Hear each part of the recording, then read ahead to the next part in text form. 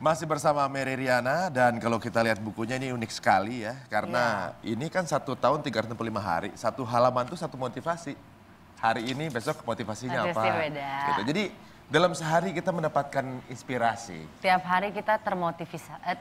Termotivasi, benar sekali. Tapi sebelum kita masuk ke motivasi yang ada, kita berikan dulu beberapa informasi yang juga kebetulan masuk ke meja redaksi kita. Yang pertama apa, Esti? Update di hari ini adalah DKI Jakarta masih dinilai belum ramah terhadap pengusaha.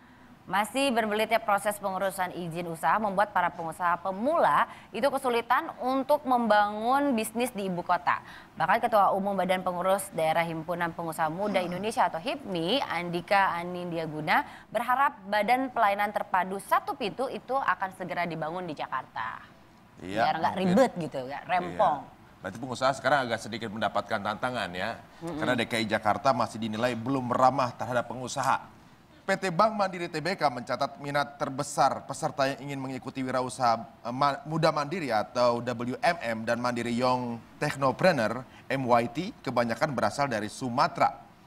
Peminat pendaftar kira-kira naik hingga 2.000 orang per tahun. Ya, memang kalau orang Sumatera tuh orangnya aktif, selalu aktif. Sendiri main gitar, berdua main catur, bertiga bikin trio, 4 main kartu, 5 narik. Jadi komplit semuanya setelah dilakuin. Ada lagi? Main kartu 5 narik. Dunia pendidikan juga memiliki sisi bisnis, yaitu seperti pendidikan anak usia dini atau PAUD juga mampu mendatangkan keuntungan peluang. Inilah yang dibidik oleh Nilu Gede Kusumadewi, pemilik sekolah El Genio Academy di Yogyakarta, yang kini juga mengembangkan kemitraan pada sekolah PAUD, pendidikan anak usia dini. Waduh. Banyak banget ya anak-anak tuh itu bisnisnya luar biasa sih. Jadi PAUD aja itu anak-anak kecil bisa menguntungkan. Sebenarnya dari sisi bisnis orang-orang Indonesia tuh banyak kan yang bagus itu dari sisi apa? Yang bisnisnya misalnya apa? Properti, apa kuliner atau apa yang mudah dilaksanakan? Menurut saya sih di Indonesia banyak sekali potensinya. Pertama aja jumlah penduduknya aja udah 250 juta, nomor 4 terbanyak di dunia. Nah jadi menurut saya bisnis-bisnis yang mungkin bisa lebih mudah suksesnya adalah bisnis yang lebih retail. Jadi lebih ke konsumer langsung, yang lebih bisa memberikan manfaat untuk orang banyak. Ya, jadi gitu. Contohnya misalnya yang tadi bisnis kuliner, makanan juga kan banyak, Sekolah, bisnis sekolah dan sebagainya. Jadi kayak sifatnya mass production ya, yang untuk langsung ke masyarakat gitu ya. Dan sepertinya tidak afdol juga kalau kita tidak mengundang sahabat dekat dari Mary juga. Dia juga seorang motivator yang pada tahun 2010 yang mendapatkan gelar motivator termuda se-Asia. Waktu itu dia masih berusia 23 tahun. Dan sering mengadakan acara seminar motivasi di berbagai kota, khususnya di Indonesia. Dan menulis buku motivasi juga berjudul Unlimited Wealth. Langsung saja inilah dia, Bong Chandra.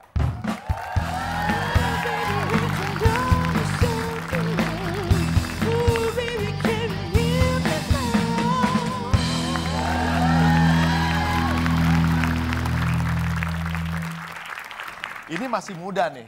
Kalau nggak salah seumuran istri saya. Tapi saya lebih muda dari istri saya, tapi tenang aja. Malu gitu kayaknya. Mas Bong bisa ceritain nggak awal muasalnya juga jadi tertarik menjadi seorang motivator?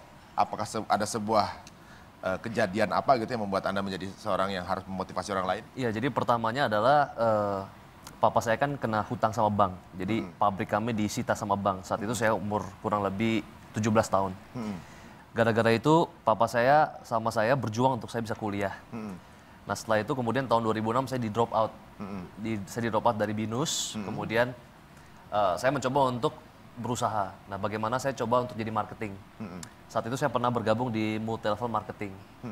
Nah saat itu juga gagal lagi, jadi dari umur 18 sampai 20 tahun saya mencoba di bidang marketing tapi gagal. Kemudian saya pikir walaupun saya gagal, saya belajar banyak hal. Yang pertama saya belajar tentang public speaking. Yang kedua saya belajar tentang marketing skill sama presentation skill. Akhirnya saya ngomong sama beberapa teman-teman yang pernah kerja di perusahaan, saya bilang, sekarang saya sudah gagal di multi-level marketing, saya bantu deh bos kamu punya karyawan, saya kasih training tentang marketing dan itu free. Jadi selama 1 tahun dari umur 20 sampai 21 tahun, saya membagikan training secara gratis. Ya kalau mereka mau bayar transport ya nggak apa-apa. Jadi belajar untuk memberi dulu. Nah tapi dari sana ternyata banyak perusahaan dapat manfaat. Akhirnya dapatlah kesempatan dari Gramedia, ayo terbitin buku tentang marketing, talk show.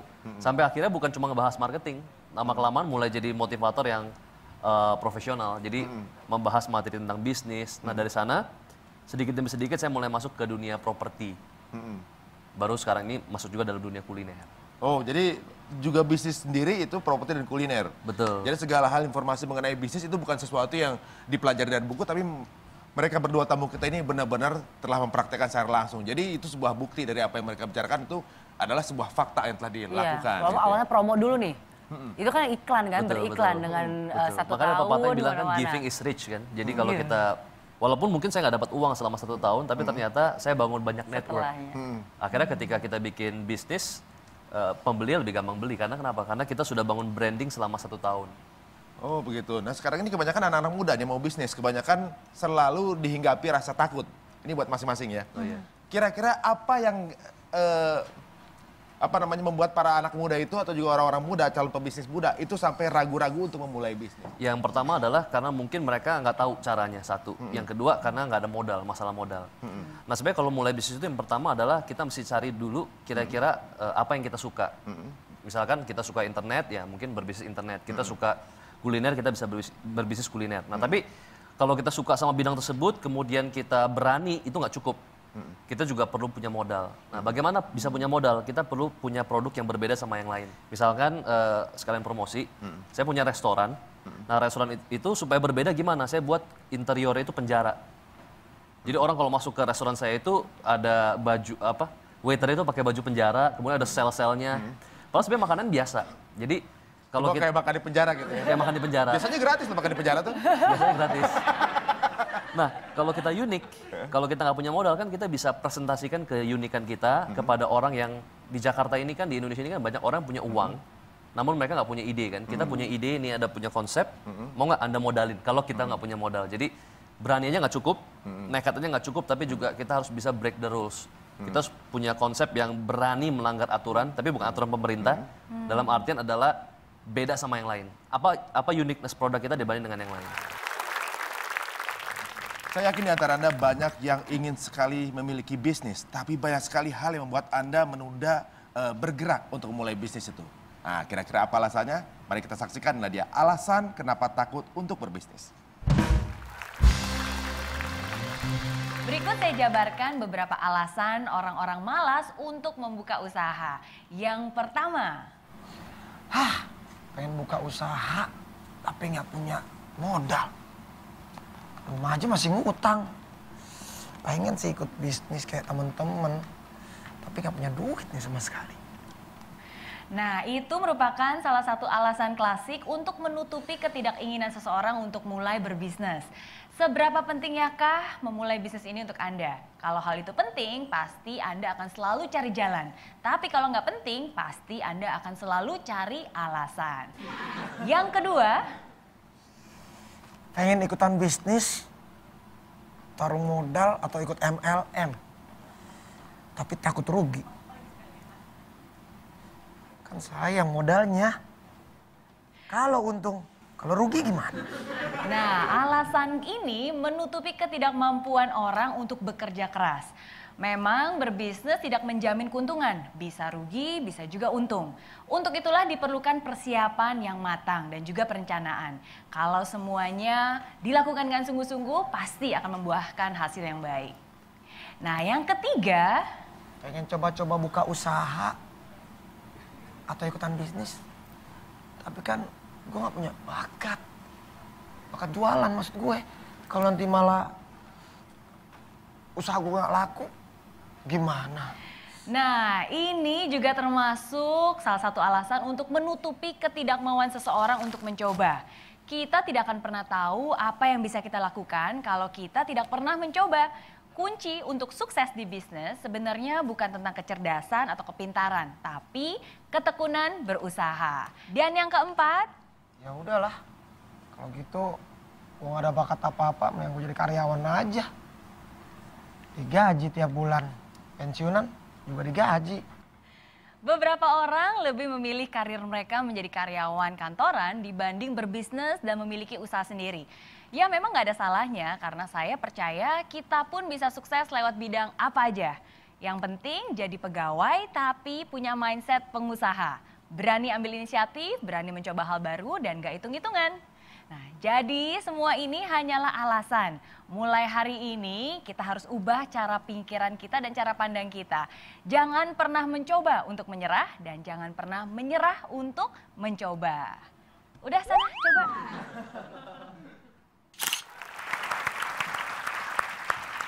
Langsung Mary sendiri tadi yang menjelaskan di sana. Itu jadi ada penambahan mungkin? Iya, jadi buat anak-anak muda nih khususnya, semua itu bermulai dari pikiran, jadi jangan takut. Salah satu moto saya adalah dream big, start small, move fast. Jadi kita harus berpikir besar, tapi mulai dari hal yang kecil, tapi mulai bergerak gitu, jangan terlalu banyak nunggu-nunggu. Nah jadi mulai dengan hal yang kecil, misalnya kalau butuh modal, bagi saya sih sebenarnya kalau bisa memulai bisnis itu yang nggak perlu modal atau modalnya seminimal mungkin. Jadi kalau misalnya rugi, paling yang rugi ya rugi waktu. Zaman sekarang ada banyak sih mulai bisnis yang dengan modal minimum, misalnya bisnis internet, gitu ya, online shop, itu kan dengan modal yang sangat minimal. Jadi kalau misalnya pun harus sampai rugi, ya yang hilang juga hanya rugi waktu saja. Jadi Gitu. Tapi kalau lihat dari model peraganya sih ya, tadi kan Mary sama Epe, bisnis yang cocok buat Epe adalah penumbuh bulu. Nah, di sini juga kadang-kadang mereka sudah punya impian, sudah punya konsep seperti apa. Mulainya yang kadang-kadang tuh, kapan ya? Sekarang apa besok? Timing, masalah Kebanyakan timing. mikir ya udah Nunggu bilang waktu kayak yang gitu. tepat, apa ngitung waktunya dulu, tanggal hokinya seperti apa. Itu juga menjadi makin lama mikir, makin lama nggak jadi malah gitu kadang-kadang. Nah, sebenarnya dengan kita melakukan ibaratnya semi nekat, ibarat bukan nekat tapi dengan perhitungan gitu ya. Melakukan memulai bisnis itu, kira-kira peluang gagalnya itu berapa persen kalau misalnya kita langsung ada ide, ada modal langsung jalan? Iya, sebenarnya 96% bisnis tutup di dalam 5 tahun. Jadi ini statistik. Ngeri banget. Iya, 96% bisnis tutup di dalam waktu 5 tahun. Nah, jadi bagaimana cara supaya kita bisa mengurangi resiko bisnis? Kita kerjasama dengan yang terbaik di bidangnya. Misalkan saya masuk di dalam dunia properti. Pertama kali saya masuk dalam dunia properti kan tentu kalau orang mau masuk jadi pengembang properti itu kan harus arsitek atau mungkin teknik sipil. Sementara kan saya drop out kan. Nah, jadi saya join dengan Pak Matius Jusuf. Nah, beliau ini sudah 24 tahun di bidang properti. Jadi kalau di black aja tuh keluar pasir sama besi bangunan. Oh gitu. Jadi orang yang memang sudah Bersihnya aja mur gitu ya kan? bersihnya Bu.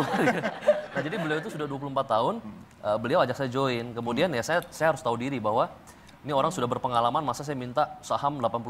Nah, saya bilang saya 20% aja. Nah, tapi kalau di properti kan 20% lumayan kan.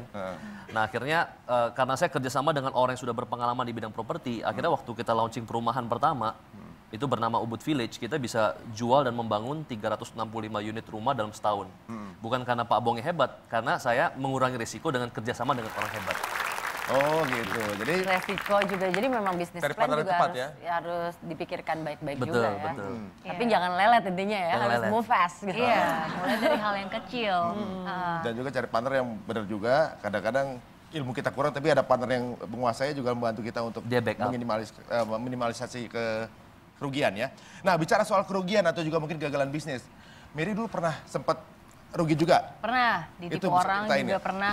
Jadi waktu itu kan memang masih anak muda ya, masih nggak tahu apa. Jadi waktu itu main asal ikut-ikutan aja. Jadi bilang, oh ada bisnis ini nih marketing, gampang dapat duitnya. Ya udah ikut nyoba. Akhirnya justru malah uang saya dibawa lari. Waktu itu ada coba bisnis saham investasi. Banyak orang, wah dapat kebebasan finansial, untung banyak, jual beli saham gitu ya. Saya ikut-ikutan. Nah, akhirnya rugi juga karena saya nggak mengerti bidangnya. Nah jadi dari situlah saya belajar ya. Jadi kegagalan-kegagalan itu saya belajar bahwa kalau kita benar-benar serius ingin memulai bisnis itu kita nggak boleh hanya sekedar ikut-ikutan, yang nggak boleh hanya sekedar ikut-ikutan, tapi kita harus benar-benar mempelajari dan melihat peluangnya, ini cocok nggak buat kita, ini benar-benar hal yang kita suka atau enggak. Dan dari situ akhirnya saya mulai mempelajari tokoh-tokoh orang yang sukses, saya lihat yang mana yang lebih cocok dengan saya, dan akhirnya saya memulai dari hal yang kecil, jualan. Jualan pun juga bukan jualan produk saya, jadi bukan saya bikinin produknya karena itu kan butuh modal lagi Butuh dan waktu. sebagainya, butuh waktu juga. Jadi saya jual produk-produk orang lain. Jadi awalnya sebagai marketing aja, jualan dapat komisi dan sebagainya. Nah, tapi dari situ mulai punya pengalaman, punya banyak network, baru dari situlah saya kembangkan bisnis saya yang di Singapura. Awalnya juga kecil, sama ketika saya balik lagi ke Indonesia, baru tahun lalu kalau di Singapura kan ada Mary Riana Organization di bidang jasa keuangan. Kalau di Indonesia saya baru saja mendirikan Mary Riana Indonesia. Itu bergerak di bidang inspirasi dan motivasi, lewat buku, seminar dan sebagainya. Itu pun juga saya mulai dengan hal-hal yang kecil, jadi nggak langsung besar. Jadi ya selangkah demi selangkah. Dan akhirnya dari situlah saya bisa menjadi seperti saya yang sekarang ini. Iya. Gitu. Wah. Sebenarnya jadi orang sukses juga nggak gampang. Jadi segala keberhasilan memang harus mencicipi apa yang dinamakan kegagalan-kegagalan. Tapi itu menjadi sebuah pelajaran. Seperti apa kita memotivasi kegagalan menjadi sebuah cambuk kita, jangan kemana-mana, hanya di Tuna Aja.